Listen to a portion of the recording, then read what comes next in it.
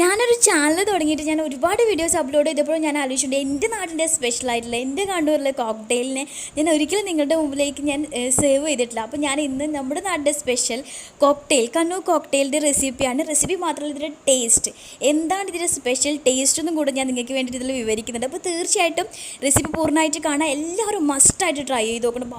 Very tasteful ആയിട്ടുള്ള ഒരു അടിപൊളി ജസ്റ്റ് ഷേക്ക് ഐറ്റം തന്നെ പറയാം. ബാക്കി എല്ലാ സ്ഥലങ്ങളിലും സുപരിചിതമായിട്ടുള്ളതായിരിക്കാം, ബട്ട് എൻ്റെ നാട്ടിൽ സ്പെഷ്യലല്ല. അപ്പോൾ എല്ലാവരും റെസിപ്പി കണ്ടിട്ട് ട്രൈ ചെയ്ത് നോക്കണം. അതിന് ഞാനിപ്പോൾ ഒരു ബൗൾ പപ്പായയുടെ എടുത്തിട്ടുണ്ട്. പിന്നെ ഇത് വേവിച്ച് വെച്ചിരിക്കുന്ന ക്യാരറ്റാണ്.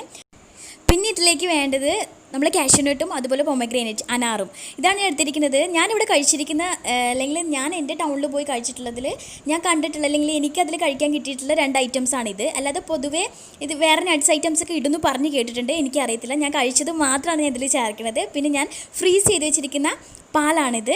നല്ല കട്ടിയായിരിക്കണം, അതാണ് സ്പെഷ്യൽ. പക്ഷേ ഇത് അത്ര കട്ടിയല്ല, കാരണം ഇവിടെ അത്ര തണുപ്പ് പറ്റില്ല. അതുകൊണ്ട് നിങ്ങൾക്ക് തണുപ്പ് നന്നായി പറ്റുമെങ്കിൽ നന്നായിട്ട് ഫ്രീസ് ചെയ്ത് നല്ല കട്ടിയായിട്ടുള്ള പാല് തന്നെ എടുക്കുക. അപ്പോൾ അടിപൊളി ടേസ്റ്റ് ആയിരിക്കും. ഇത് നന്നായി കൂളായിട്ട് കഴിക്കുന്ന ചില്ലായിട്ടുള്ളൊരു ഐറ്റമാണ്.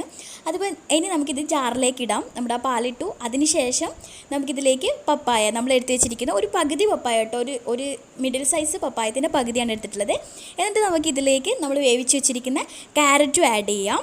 അതിനുശേഷം നിങ്ങൾക്ക് ആവശ്യത്തിനനുസരിച്ചുള്ള പഞ്ചസാര ആഡ് ചെയ്യാം. പഞ്ചസാര എന്ന് പറയുന്നത് നിങ്ങളുടെ പപ്പായത്തിൻ്റെ മധുരം അനുസരിച്ച് നിങ്ങൾക്ക് കൂട്ടും കുറക്കുകയും ചെയ്യാം.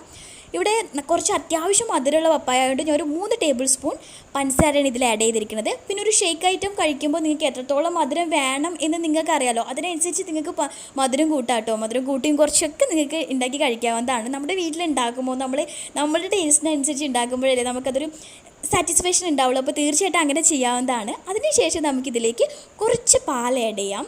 പാലെന്ന് പറയുന്നത് ഈ പാലിന് പകരം നിങ്ങൾക്ക് ഐസ് കട്ട യൂസ് ചെയ്യാം. ഞാനിതിൽ തണുത്ത പാലാണ് ആഡ് ചെയ്തിട്ടുള്ളത്. എന്നിട്ട് നല്ല രീതിയിൽ അടിച്ചെടുക്കുക. അടിച്ചെടുത്തതിന് ശേഷം ഒരു തരിയില്ലാത്ത രീതിയിൽ അടിച്ചെടുത്തതിന് ശേഷം നമുക്കതിലേക്ക് 2 സ്കൂപ്പ് വാനില ഐസ്ക്രീം ആഡ് ചെയ്യാം. എന്നിട്ട് അടിച്ചെടുത്തിരിക്കുന്നതാണിത്. വളരെ ടേസ്റ്റി ആയിട്ടുള്ള അടിപൊളിയാണ്. അതിൻ്റെ ആ അടിച്ചെടുത്ത മിക്സിലേക്ക് നമുക്ക് പൊമഗ്രാനേറ്റും അതുപോലെ തന്നെ നമ്മുടെ എടുത്ത് വെച്ചിരിക്കുന്ന ആ കാഷ്യൂനട്ടും കൂടെ ആഡ് ചെയ്തിട്ട് നല്ല രീതിയിൽ മിക്സ് ചെയ്യാം. എന്നിട്ട് നമുക്കിത് സെർവ് ചെയ്യാം. ഇത്ര ഇതിന് പണിയുള്ളൂ, വളരെ കുറച്ച് പണിയുള്ളൂ, പക്ഷേ വെരി ടേസ്റ്റാണ്. ഇതിൻ്റെ സ്പെഷ്യൽ ടേസ്റ്റ് എന്ന് പറയുന്നത് ആ വെന്ത് കിട്ടുന്ന ക്യാരറ്റിൻ്റെ ആ ഒരു ലൈറ്റ് ടേസ്റ്റും നല്ല പപ്പായത്തിൻ്റെയും അതുപോലെ തന്നെ വാനില ഐസ്ക്രീമിൻ്റെയും ടേസ്റ്റും അതിൻ്റെ കൂടെ ഈ പൊമഗ്രാനേറ്റ് അങ്ങോട്ട് കടിച്ച് ആ നട്ട്സും കൂടെ കടിച്ച് കഴിക്കുമ്പോൾ ഉണ്ടാകുന്ന ആ ഒരു ടേസ്റ്റ് ഉണ്ടല്ലോ, അത് വെരി സ്പെഷ്യലാണ്.